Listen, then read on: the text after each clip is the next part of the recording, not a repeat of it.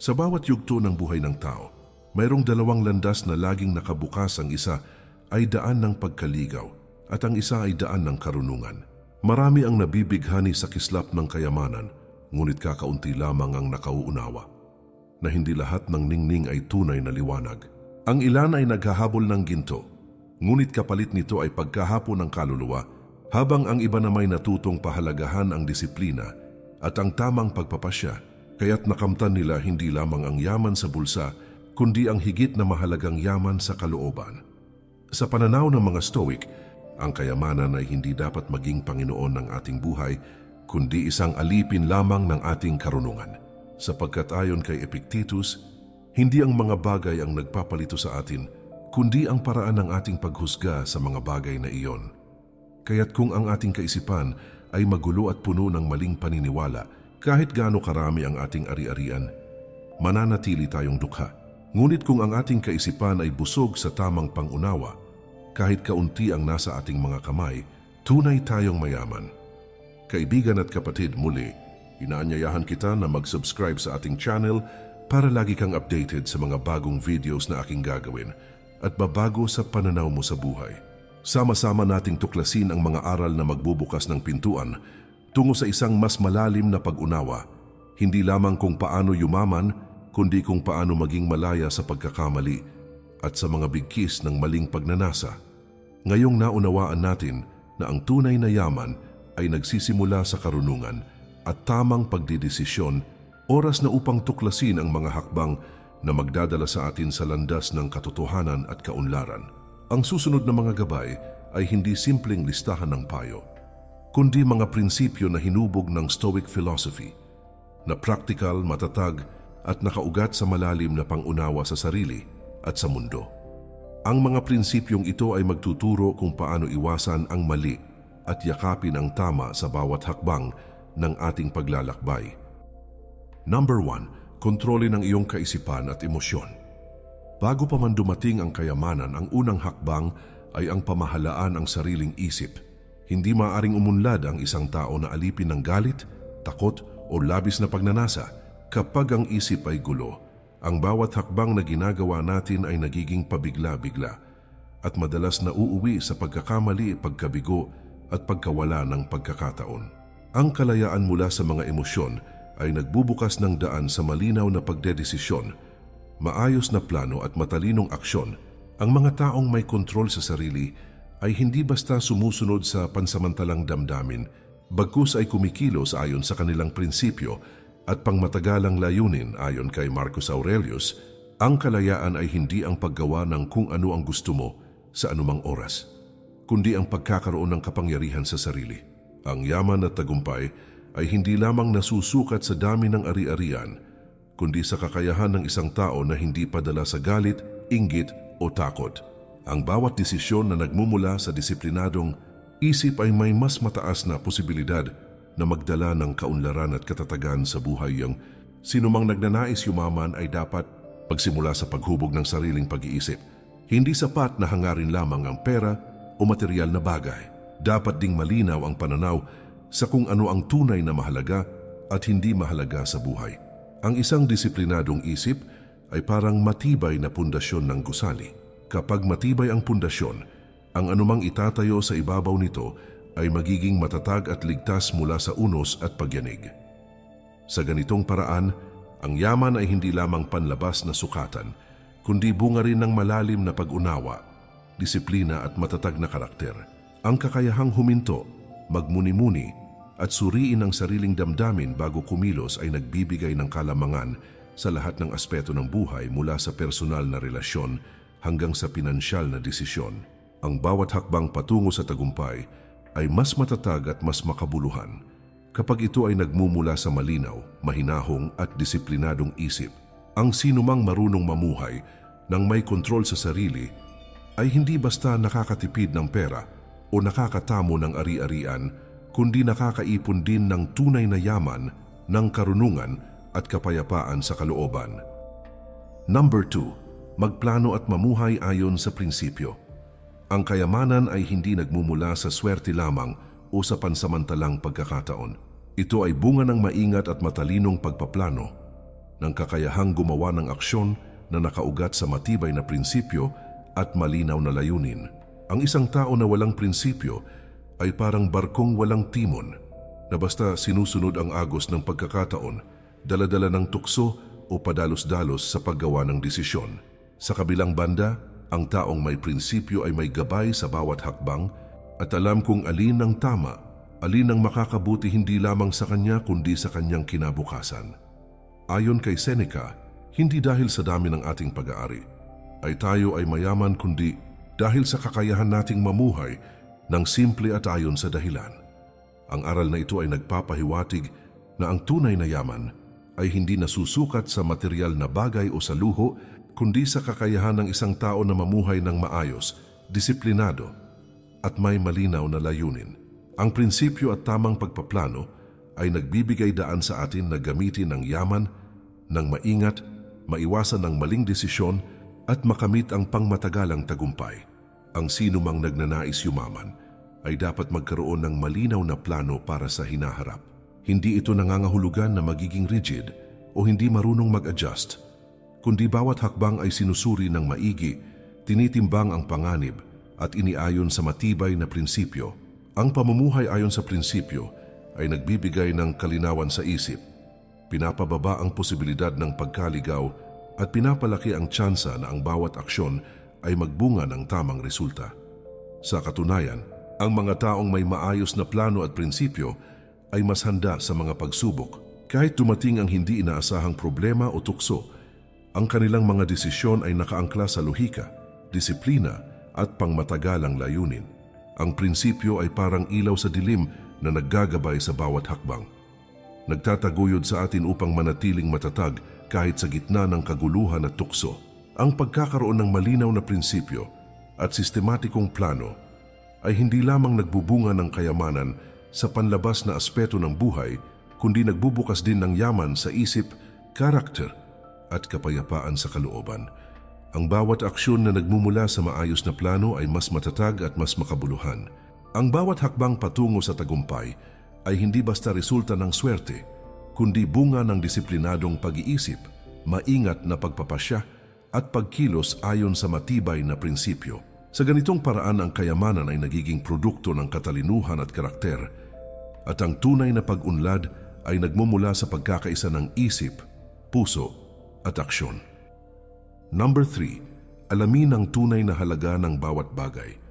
Ang tunay na yaman ay hindi nasusukat sa dami ng pera o ari-arian, kundi sa kakayahang kilalanin at pahalagahan ang mga bagay na may tunay na kahalagahan sa buhay. Maraming tao ang nabibighani sa kislap ng material na bagay, ngunit madalas nilang nakakaligtaan na ang pinakamatibay na kayamanan ay nasa kaalaman, disiplina at karunungan sa pagpili kung ano ang dapat pahalagahan at kung ano ang dapat pakawalan. Ayon kay Epictetus, hindi ang mga bagay ang nagpapalito sa atin, kundi ang paraan ng ating paghusga sa mga bagay na iyon. Ang aral na ito ay nagpapaalala sa atin na ang ating pananaw at paghusga ang siyang nagtatakda kung tayo ay tunay na yumayaman o dukha sa puso at isip. Ang isang tao na hindi marunong magpahalaga sa tamang bagay ay maaaring magkaroon ng maraming pera, ngunit siya ay dukha sa karunungan at kapayapaan sa kalooban. Ang sinumang nagnanais yumaman ay dapat magsanay sa tamang paghusga. Ito ay nangangahulugan ng pagkilala sa pagitan ng pansamantalang luho at pangmatagalang kapakinabangan, sa pagitan ng kagustuhan at pangangailangan, sa pagitan ng tama at mali. Ang pag-unawa sa tunay na halaga ng bawat bagay ay nagbibigay daan sa atin upang mamuhunan ng oras, pera at enerhiya sa mga bagay na tunay na magdadala ng kaunlaran at kapayapaan. Kapag natutunan nating bigyang halaga ang tamang bagay, nagiging malinaw ang ating mga desisyon. Hindi tayo madaling maakit sa mga tukso o padala sa agos ng lipunan. Ang bawat hakbang patungo sa kayamanan ay nagiging makabuluhan at bawat pagsisikap ay may direksyon at layunin.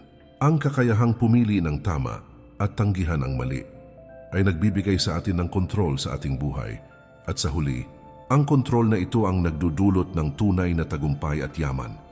Ang proseso ng pagkilala sa tunay na halaga ay hindi madali at nangangailangan ng patuloy na pagmumuni-muni at disiplina. Ngunit sa bawat sandaling inilaan natin upang suriin ang ating paghusga at palakasin ang ating kakayahang magdesisyon ng tama, mas lalo tayong nagiging handa na harapin ang mga hamon ng buhay at mas matagumpay sa pag-abot ng kayamanan. Ang tunay na yaman ay bunga ng malinaw na pag-iisip, tamang prinsipyo, at tamang pagpapahalaga sa mga bagay na mahalaga, at ito ay nagmumula sa loob bago pa man makita sa labas. Number 4. Maging disiplinado sa pananalapi at pamumuhay. Ang yaman ay hindi basta nagmumula sa mataas na kita o biglaang swerte. Ito ay bunga ng disiplina sa bawat aspeto ng buhay, lalo na sa paraan ng paggamit at pamamahala ng pera.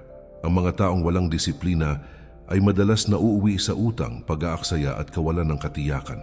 Ang disiplina sa pananalapi at pamumuhay ay nagbubukas ng daan upang ang bawat pera, oras at lakas ay magamit ng may kabuluhan at may pangmatagalang epekto. Ayon kay Seneca, hindi para sa kasaganaan ang buhay, kundi para sa pamumuhay ng ayon sa rason. Ang pamumuhay ng may disiplina ay hindi nangangahulugan ng pagtanggi sa lahat ng kasiyahan, kundi ang pagkakaroon ng kakayahang piliin ang tama at tanggihan ng labis o walang saysay sa pamamagitan ng tamang pamamahala sa yaman. Nagiging malinaw ang landas patungo sa tunay na kayamanan at nagkakaroon tayo ng kalayaan mula sa pagkagapos ng impulsive na pag-uugali at padalos-dalos na desisyon. Ang sinumang nagnanais yumaman ay dapat magsanay ng matibay na disiplina sa lahat ng aspeto ng buhay, mula sa paggamit ng pera hanggang sa oras at enerhiya. Ang kakayahang mag-ipon, maglaan at mamuhunan ng maingat ay pundasyon ng pangmatagalang tagumpay. Ang disiplina ay nagbibigay ng kalinawan sa isip at katiyakan sa hinaharap.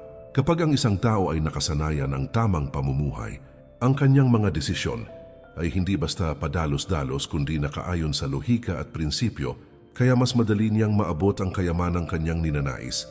Bukod sa pananalapi, ang disiplina sa pamumuhay ay nagpapalakas ng karakter at pag-iisip.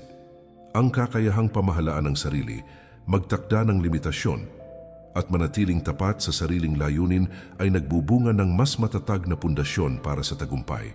Ang tunay na yaman ay hindi lamang nasusukat sa material na bagay, kundi sa kakayahang mamuhay ng maayos, may prinsipyo, at may kontrol sa sarili. Sa ganitong paraan, ang disiplina ay nagiging tulay na nagdadala sa atin mula sa pansamantalang kasiyahan patungo sa pangmatagalang kaunlaran at kapayapaan sa kalooban. Number 5. Iwasan ang labis na pagkagusto sa material na bagay. Maraming tao ang nagkakamali sa pananaw na ang kayamanan ay nasusukat sa dami ng kanilang ari-arian o sa kislap ng kanilang luho. Ngunit ang tunay na yaman ay hindi nasusukat sa panlabas na bagay. Ang labis na pagnanasa sa material na bagay ay nagdudulot ng kawalan ng kapayapaan sa isip at pagkaligaw sa tamang landas. Kapag ang tao ay alipin ng kanyang pagnanasa, ang bawat desisyon ay nagiging padalos-dalos at maraming pagkakataon ang nasasayang. Ang ganitong kalagayan ay nagiging sanhi ng paulit-ulit na pagkakamali at pagkabigo, sapagkat ang pansamantalang kasiyahan ay nagiging mas mahalaga kaysa sa pangmatagalang kapakinabangan. Ayon kay Epictetus, ang hindi makokontrol sa labas ay hindi dapat maging sanhi ng pagkabalisa sa loob. Ang aral na ito ay nagpapaalala na ang labis na pagkagusto sa mga bagay na panlabas at hindi kontrolado ay nagdudulot ng kawalan ng kapanatagan at kawalan ng tunay na kalayaan. Ang tunay na yaman ay nagmumula sa kakayahang mamuhay ng simple, may disiplina at may malinaw na pagpapahalaga sa mga bagay na tunay na mahalaga. Ang sinumang nagnanais yumaman ay dapat matutong ihiwalay ang pansamantalang luho mula sa pangmatagalang kapakinabangan. Hindi ito nangangahulugan na dapat iwasan ang lahat ng kasiyahan, kundi ang bawat kasiyahan ay dapat suriin sa konteksto ng pangmatagalang layunin at tamang pagpapasya. Ang kakayahang tanggihan ng labis at piliin ang tama ay nagdudulot ng kalayaan mula sa pagkagapos ng tukso at padalos-dalos na desisyon. Ang taong may ganitong pag-iisip ay nagiging mas matatag sa gitna ng hamon, mas malinaw sa kanyang mga prioridad, at mas maayos ang direksyon ng kanyang mga aksyon. Bukod dito, ang pag-iwas sa labis na pagkagusto sa material na bagay ay nagbubukas ng espasyo para sa ibang aspeto ng yaman. Ang kayamanan sa karunungan, karakter at kapayapaan sa kalooban ay mas madaling makamtan kapag hindi ang panlabas na luho ang pangunahing hangarin. Ang tao na may kakayahang pahalagahan ang tamang bagay sa tamang oras ay mas handa sa mga hamon ng buhay, mas maingat sa kanyang mga desisyon at mas may kakayahang magpatuloy sa landas ng tagumpay.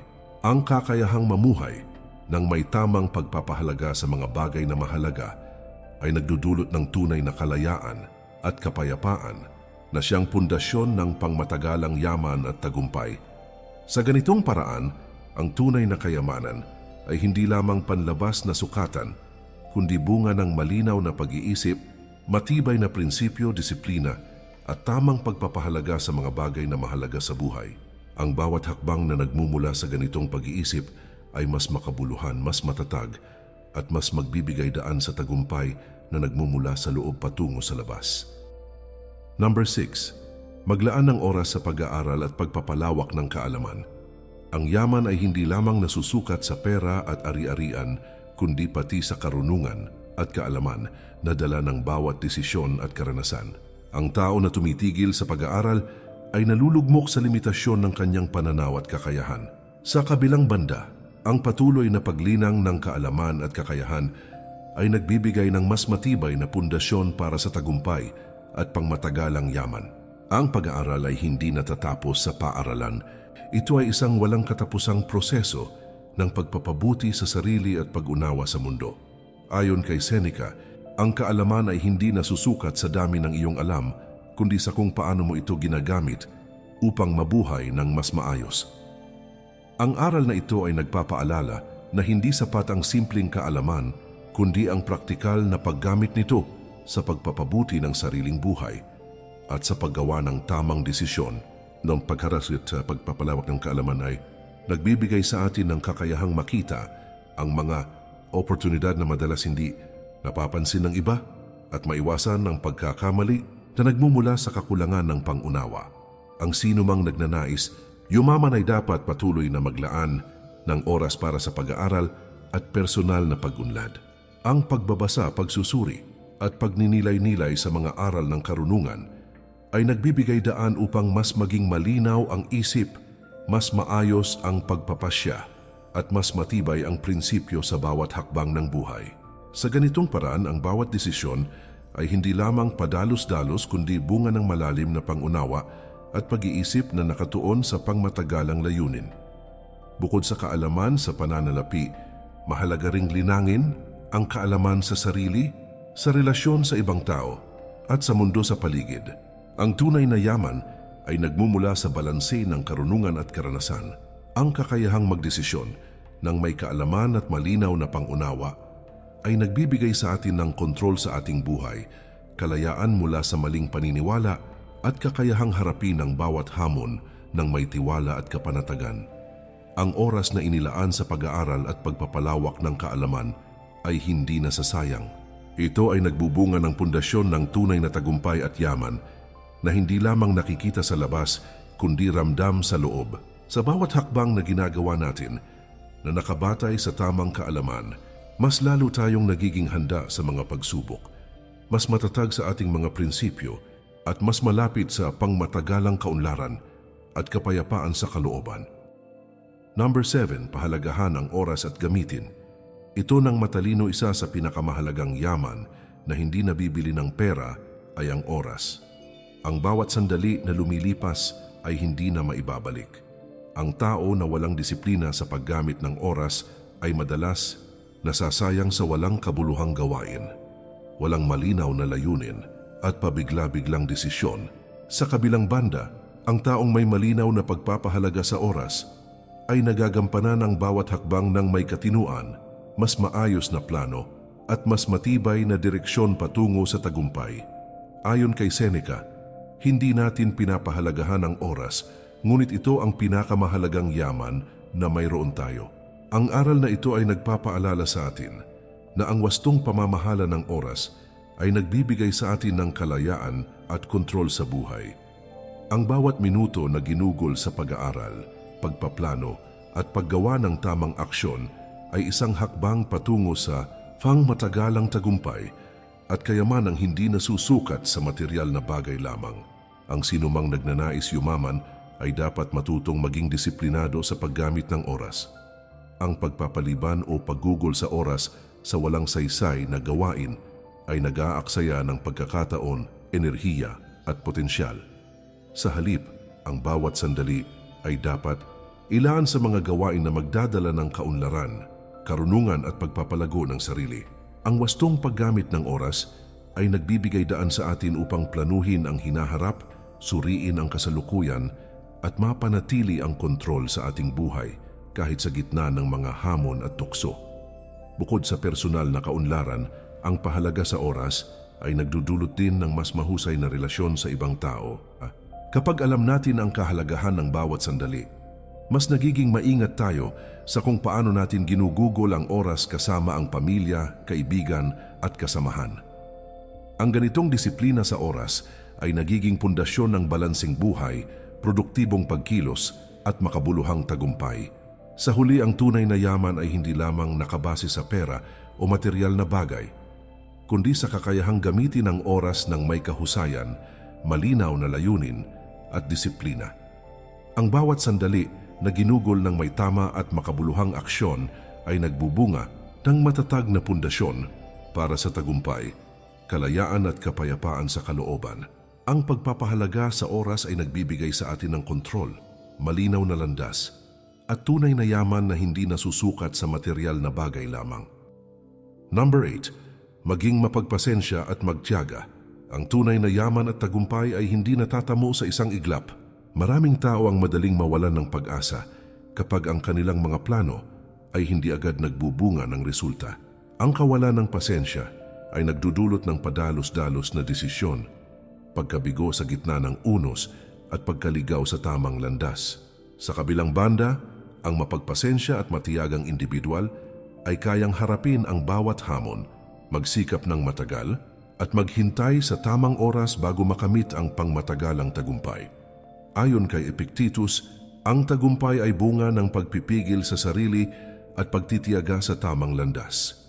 Ipinapahiwatig nito na ang kakayahang maghintay, magtiyaga at manatiling tapat sa prinsipyo ay susi sa tunay na kayamanan. Ang sinumang marunong magtiyaga ay hindi basta sumusuko sa unang pagsubok. Sa halip, ginagamit niya ang bawat karanasan, pagkakamali at hamon bilang gabay upang maging mas matalino at mas handa sa hinaharap. Ang sinumang nagnanais yumaman ay dapat matutong magkaroon ng mahabang pasensya at kakayahang magtiyaga sa proseso. Ang bawat hakbang patungo sa tagumpay ay maaring mabagal at puno ng pagsubok, ngunit ang matiyagang individual ay hindi natitinag, ang kanyang isip ay malinaw, ang kanyang layunin ay matibay, at ang kanyang disiplina ay hindi nagbabago sa gitna ng paghihirap. Bukod dito, ang pagiging mapagpasensya ay nagbibigay daan upang mas mahusay na mapamahalaan ang emosyon at mas maingat sa paggawa ng desisyon. Kapag may tiwala sa proseso at kakayahang maghintay sa tamang panahon, ang bawat hakbang ay mas maayos, mas epektibo at mas makabuluhan.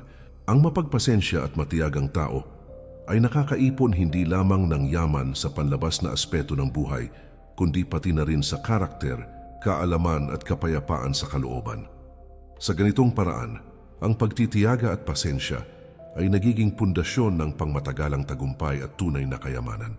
Ang bawat hakbang, bawat desisyon at bawat aksyon ay nagiging mas matatag at makabuluhan sapagkat ang tao ay nagkakaroon ng kakayahang maghintay sa tamang pagkakataon, gamitin ang tamang diskarte at manatiling tapat sa prinsipyo sa lahat ng oras.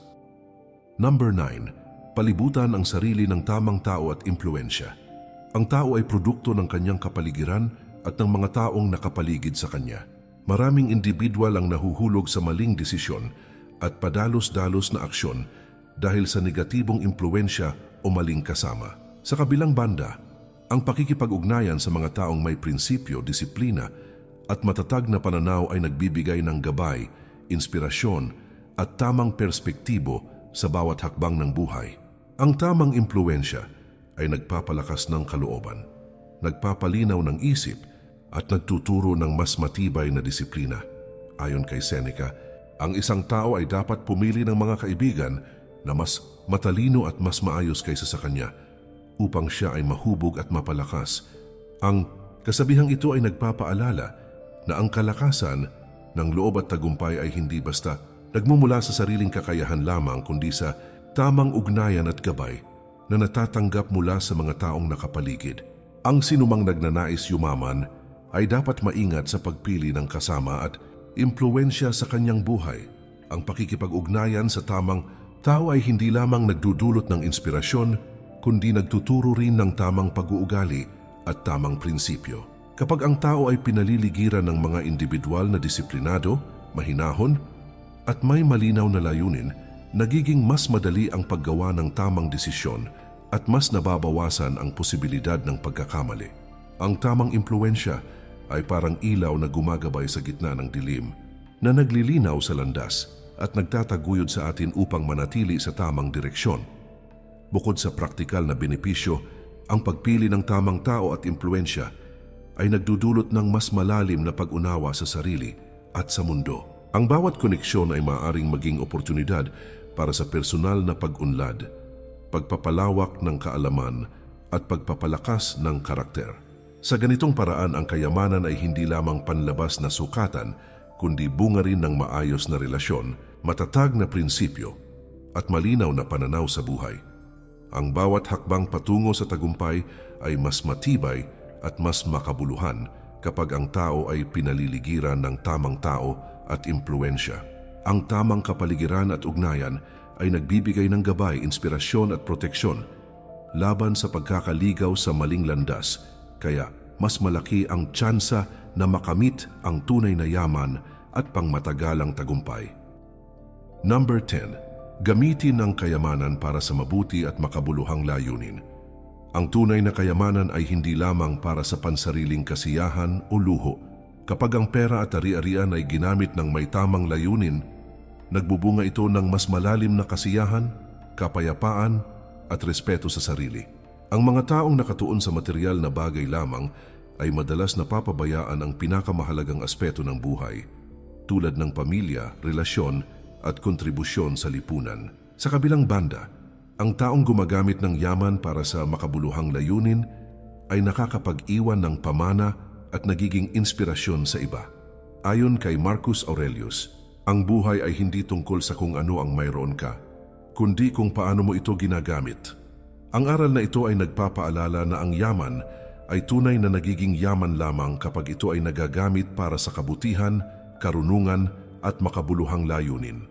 Ang pag-aaksaya ng kayamanan sa walang saysay na bagay ay nagdudulot ng panandaliang kasiyahan lamang, samantalang ang paggamit nito sa tama at makabuluhang paraan ay nagbubunga ng pangmatagalang tagumpay at kapayapaan sa kalooban. Ang sinumang nagnanais, yumaman, ay dapat matutong maglaan ng yaman hindi lamang para sa sarili, kundi pati na rin sa mga bagay na may positibong epekto sa buhay ng iba at sa lipunan. Ang tamang paggamit ng yaman ay nagbubukas ng pinto sa mas malalim na kahulugan ng tagumpay, naglilinaw ng layunin at nagpapalakas ng karakter. Ang bawat hakbang sa paglalaan ng yaman para sa mabuti ay isang hakbang patungo sa pagkamit ng tunay na kasaganaan, isang kasaganaan na hindi lamang nasusukat sa material, kundi sa kalidad ng buhay, relasyon at kabutihang naipapamahagi sa iba. Bukod sa material na aspeto, ang paggamit ng yaman sa makabuluhang paraan ay nagtuturo rin ng disiplina, pasensya at tamang pagpapahalaga sa mga bagay na mahalaga. Ang kakayahang mamuhunan ng pera, oras at lakas sa tamang layunin ay nagpapalakas ng isip, nagtataguyod sa karakter at nagbibigay ng malinaw na direksyon sa buhay. Sa ganitong paraan, ang tunay na kayamanan ay nagiging tulay na nagdadala sa atin mula sa pansamantalang kasiyahan patungo sa pangmatagalang kaunlaran, kapayapaan sa kalooban at makabuluhang buhay. Ang bawat hakbang sa paggamit ng kayamanan ng may tama at makabuluhang layunin ay nagdudulot ng mas matatag na pundasyon para sa tagumpay at mas malalim na kahulugan sa bawat desisyon. Ang yaman na ginagamit sa kabutihan ay hindi lamang nagbibigay ng kasiyahan sa sarili, kundi nagdudulot rin ng positibong impluwensya sa ibang tao, kaya nagiging instrumento ito para sa mas malawak na pagbabago at tunay na tagumpay na nagmumula sa loob patungo sa labas. Ang pera ay isang kasangkapan, hindi isang sukatan ng iyong halaga o yaman sa buhay. Ang tamang paghawak nito ay nagsisimula sa pagkilala na ang tunay na kayamanan ay nagmumula sa kontrol sa sarili, disiplina at malinaw na pag-iisip. Huwag hayaang ang pagnanasa sa luho o takot sa kakulangan ang magdikta ng iyong desisyon. Sa halip, gamitin ang pera ng may layunin para sa pangmatagalang kapakinabangan at hindi lamang para sa pansamantalang kasiyahan. Maglaan ng bahagi ng iyong kita para sa pangangailangan, mag-ipon para sa hinaharap, at mamuhunan sa mga bagay na tunay na magpapalago sa iyong buhay. Huwag matakot sa pagbabawas ng labis na gastusin at huwag rin padalos-dalos sa pag-aaksaya. Ang disiplina sa pananalapi ay nagbubukas ng kalayaan at kapayapaan sa isip. Ayon kay Seneca, ang yaman ay hindi nasusukat sa dami ng iyong ari-arian, kundi sa kakayahan mong mamuhay ng simple at ayon sa dahilan. Ang kasabihang ito ay nagpapaalala na ang pera ay dapat gamitin sa paraang makatuwiran, may prinsipyo, at hindi nagpapabigat sa isip at kalooban. Ang tunay na yaman ay bunga ng maayos na pagpapasya, tamang pagpapahalaga, at disiplina sa sarili.